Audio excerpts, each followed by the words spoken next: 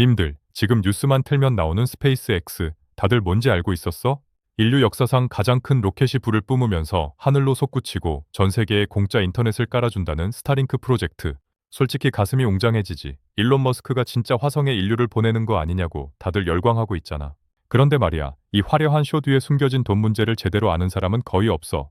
지금 월가에서는 스페이스X 기업 가치를 270조 원으로 보고 있는데 이게 얼마나 말이 안 되는 거품인지, 그리고 이 돈잔치가 언제 터질지 모르는 시한폭탄이라는 걸 아무도 얘기를 안 해. 오늘은 서민경제학인 내가 스페이스X의 장밋빛 전망에 가려진 진짜 돈의 흐름과 우리가 절대로 놓치면 안 되는 투자 기회, 그리고 가장 조심해야 할 리스크까지 필터 없이 전부 알려줄 테니깐 딱 집중해봐. 오늘 우리는 세 가지를 집중적으로 파헤칠 거야. 첫째, 스페이스X는 도대체 뭘로 돈을 버는 회사고 지금의 미친 몸값은 어떻게 만들어졌나? 둘째, 모두가 열광하는 스타링크 사업의 치명적인 함정과 재무제표에 숨겨진 죽음의 계곡은 무엇인가? 셋째, 그래서 우리는 스페이스X 광풍 속에서 어떻게 돈을 벌어야 하고 어떤 신호가 나타나면 무조건 도망쳐야 하나? 자, 일단 스페이스X가 뭐 하는 회사인지부터 아주 쉽게 정리하고 가자. 다들 그냥 로켓 쏘는 회사 정도로만 알고 있잖아? 반은 맞고 반은 틀려. 스페이스X의 사업은 크게 두 개의 엔진으로 돌아가. 바로 발사체 사업과 스타링크 사업이야. 첫 번째, 발사체 사업. 이건 일종의 우주 택배 서비스야. 인공위성이나 우주 화물을 돈 받고 로켓에 실어서 우주까지 배달해주는 거지. 근데 여기서 스페이스X가 시장을 완전히 씹어먹은 비결이 뭔지 알아? 바로 재활용이야. 옛날에는 로켓을 한 번 쏘면 수천억 원짜리 부품들을 그대로 바다에 버렸거든. 완전 일회용이었던 거지. 근데 스페이스X는 세계 최초로 1단 추진 로켓을 받아 위 바지선에 수직으로 착륙시켜서 회수하는 데 성공했어. 이게 왜 혁신이냐면 로켓 제조 비용의 70%를 차지하는 가장 비싼 부품을 다시 쓸 수 있게 된 거거든. 비유하자면 매번 새 트럭을 사서 택배를 보내던 시장에 기름만 넣으면 계속 쓸 수 있는 트럭이 나타난 거야. 가격 경쟁이 되겠어? 당연히 안 되지. 덕분에 스페이스X는 전 세계 위성 발사 시장의 60% 이상을 독점하고 있어. 미국 항공우주국 나사는 물론이고 심지어 국방부의 비밀 군사위성까지 스페이스X 로켓으로 쏘아 올리는 상황이야. 여기서 나오는 돈이 아주 짭짤해. 자, 두 번째 엔진은 바로 스타링크야. 이게 지금 월가가 스페이스X의 270조라는 몸값을 매기는 핵심 이유지. 이건 쉽게 말해서 우주 인터넷 사업이야. 스페이스X가 직접 만든 소형 위성 수만 개를 지구 저궤도에 쫙 깔아서 아마존 정글이든 사하라 사막이든 전 세계 어디서나 초고속 인터넷을 쓰게 해주겠다는 엄청난 계획이거든. 지금 벌써 6,000개가 넘는 위성을 쏘아 올렸고 가입자도 300만 명을 돌파했어. 월가 형님들이 이걸 보고 무슨 생각을 하겠어? 야, 이거 통신 시장의 넷플릭스, 아니 우주판 아마존이 되겠는데? 하고 흥분하는 거야. 실제로 JP모건은 스타링크가 2030년까지 매년 40조 원의 매출을 올릴 거라고 분석했어. 기존 통신사들은 땅에 케이블 깔고 기지국 세워야 하잖아. 근데 스타링크는 하늘에서 그냥 뿌려버리니까 확장 속도나 비용 면에서 비교가 안 된다는 거지. 정리하면 발사체 사업으로 시장을 독점해서 안정적인 현금을 벌고 그 돈으로 스타링크라는 미래 성장 엔진에 투자해서 통신 시장까지 먹겠다. 이게 스페이스X의 큰 그림이야. 기가 막히지. 여기까지 들으면 스페이스X 주식 당장이라도 사고 싶을 거야. 근데 진짜 무서운 이야기는 지금부터야. 이 완벽해 보이는 비즈니스 모델에 아주 치명적인 함정이 숨어 있거든. 바로 죽음의 계곡 데스밸리 문제야. 이게 뭐냐면 스타링크 사업은 돈을 벌기 시작하기 전까지 천문학적인 돈을 계속 쏟아부어야 하는 구조라는 거야. 위성 하나 만드는데 얼마, 쏘아 올리는데 얼마, 지상 기지국 짓는데 얼마, 이게 전부 조단위 돈이야. 스페이스X는 비상장 회사라 재무제표를 공개할 의무가 없지만 월스트리트 저널이 입수한 내부 자료를 보면 충격적이야. 2022년 한 해에만 스타링크에 쏟아부은 투자금이 무려 52억 달러, 우리 돈으로 약 7조 원에 달해. 근데 그 해 스타링크가 벌어들인 매출은 14억 달러, 5조 원이 넘는 적자를 본 거야. 물론 작년 2024년에는 처음으로 분기 흑자를 냈다고 발표했지만 이건 회계적인 착시일 가능성이 높아. 왜냐고? 위성을 쏘는데 드는 발사 비용을 어떻게 계산하냐에 따라 이익이냐, 적자냐가 고무줄처럼 바뀌거든. 어차피 자기네 로켓으로 쏘는 거니까 발사 비용을 거의 0원으로 처리해버리면 당장 흑자처럼 보이게 만들 수 있다는 거지. 이게 얼마나 위험한 상황이냐면 마치 이런 거야. 세계 최고의 레시피를 가진 치킨집을 차리려고 해. 인테리어하고 기계 들이는데 10억이 들었어. 근데 하루에 치킨은 10마리밖에 못 팔아. 매출은 20만 원인데 이자랑 월세만 하루에 100만 원씩 나가는 거야. 이 가게 버틸 수 있을까?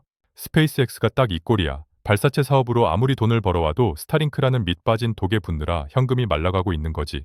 그래서 일론 머스크가 뭘 하고 있냐면 계속해서 외부에서 투자를 받아야만 해.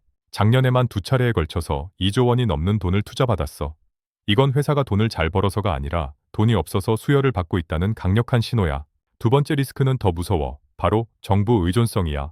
다들 스페이스X를 민간 기업이라고 생각하지만 사실상 이 회사를 먹여 살리는 가장 큰 고객은 바로 미국 정부야. 나사의 달 탐사 프로젝트 아르테미스의 유인달 착륙선 사업. 이거 누가 따냈지? 스페이스X야. 계약 규모가 4조 원이 넘어. 미 국방부가 추진하는 차세대 첩보위성 네트워크 구축 사업. 이것도 스페이스X가 2조 4천억 원에 계약했어. 이게 뭘 의미하냐면 스페이스X의 매출과 기술력은 정부의 지원 없이는 존재할 수 없다는 거야. 만약에 정권이 바뀌어서 야, 스페이스X 그만 밀어주고 경쟁사인 블루오리진이나 보잉게 일감 좀 줘라 하는 순간 어떻게 될까? 스페이스X의 주가는 반토막 나는 게 아니라 그냥 수직으로 추락할 수도 있어. 실제로 지금 미국 의회에서는 스페이스X 독주에 대한 견제 목소리가 계속 나오고 있어. 이건 단순한 기업 리스크가 아니라 언제 터질지 모르는 정치 리스크라는 점에서 훨씬 더 예측하기 어려운 거야. 자, 여기까지 들었으면 당연히 이런 궁금증이 생길 거야. 그래서 우리는 당장 뭘 해야 하는데 스페이스X는 비상장이라 주식도 못 사는데 맞아. 하지만 이 거대한 돈의 흐름을 이용해서 우리는 다른 방법으로 돈을 벌 수 있어. 그리고 스페이스X가 진짜 위험해지는 신호를 미리 포착하고 도망갈 수도 있지. 첫 번째, 낙수 효과를 노리는 거야. 스페이스X에 직접 투자할 순 없지만 스페이스X의 부품을 납품하거나 관련 기술을 가진 상장 기업들은 살 수 있잖아. 이걸 픽앤셔블 전략이라고 해. 금광이 터졌을 때 금을 직접 캐러 가는 게 아니라 광부들에게 곡괭이랑 청바지를 파는 사람이 돈을 버는 것과 같은 원리지. 예를 들면 위성통신에 필수적인 반도체나 부품을 만드는 회사들이 있어. 국내 기업 중에서는 한화시스템이 대표적이야. 적에도 위성통신 기술에 엄청나게 투자하고 있거든. 또 위성 안테나 기술을 가진 인텔리안테크 같은 회사도 스페이스X가 잘 나갈수록 같이 성장할 수밖에 없는 구조야. 물론 이건 종목 추천이 아니야. 이런 식으로 스페이스X의 후광 효과를 볼 수 있는 기업들을 스스로 찾아보고 분석해야 한다는 거지. 이게 바로 남들이 로켓 영상 보고 환호할 때 우리는 조용히 돈을 버는 방법이야. 두 번째, 우리는 위험 신호를 읽는 법을 배워야 해. 스페이스X가 진짜 위험해지는 순간은 언제일까? 내가 딱 세 가지 기준점만 짚어줄게. 첫째, 스타링크의 월간 가입자 순증 수치가 꺾일 때. 지금은 폭발적으로 늘고 있지만 어느 순간 성장이 둔화되는 시점이 반드시 올 거야. 그게 바로 시장이 어라? 생각보다 별로네? 하고 의심을 시작하는 첫 번째 신호야. 둘째, 나사나 국방부의 대형 프로젝트 수주에 실패하고 그 계약이 경쟁사로 넘어갈 때. 이건 스페이스X의 기술적 독점이 깨지고 있다는 가장 강력한 증거거든. 그때는 뒤도 돌아보지 말고 관련주들 비중을 줄여야 해. 셋째, 스타링크 IPO가 계속해서 연기될 때. IPO는 새로운 자금을 조달하는 가장 확실한 방법인데 이걸 계속 미룬다는 건 시장에서 원하는 만큼의 가치를 인정받지 못하고 있다는 뜻이야. 즉, 죽음의 계곡을 건널 돈이 부족해지고 있다는 위험 신호인 거지. 정리할게. 오늘 이야기는 스페이스X가 사기라는 게 아니야. 분명히 인류의 역사를 바꾸는 위대한 도전을 하고 있는 건 맞아. 하지만 투자의 세계는 냉정해. 위대한 도전과 돈을 버는 건 전혀 다른 문제거든. 남들이 모두 환호하고 열광할 때 우리는 한 발짝 뒤에서 그 화려함의 비용을 누가 치르고 있는지, 그 구조가 지속 가능한지를 냉정하게 봐야 해. 오늘 내 이야기를 다시 복기해보면 현재 스페이스X가 어떤 사업을 하고 있고 그 이면에 어떤 재무적 리스크가 있고 이걸 이용해서 우리는 어떤 투자 기회를 잡을 수 있는지 사실 복잡할 거 없는 하나의 흐름이었어. 지금의 스페이스X 열풍은 언젠가 반드시 옥석 가리기를 하게 될 거야. 그때 준비된 사람과 그렇지 않은 사람의 계좌는 완전히 다른 결과를 보여주게 되겠지. 그리고 그 흐름 읽는 거. 서민경제학이 항상 옆에서 이렇게 영상으로 도와줄게. 오늘 이야기 진짜 도움됐다 싶으면 좋아요 한 번씩 시원하게 꼭 눌러주고 궁금한 종목이나 궁금한 경제 뉴스 있으면 댓글로 알려줘. 내가 또 밤새서 이런 도움되는 리포트 뒤지고 팩트체크해서 다음 영상으로 가져올게. 이렇게 서민경제학 구독자들에게 도움되는 진짜 정보 하나도 빠짐없이 매일 전부 다 알려줄 거니까 서민경제학 구독과 알림 설정 꼭 해두고 우리 진짜 다 같이 부자 되자.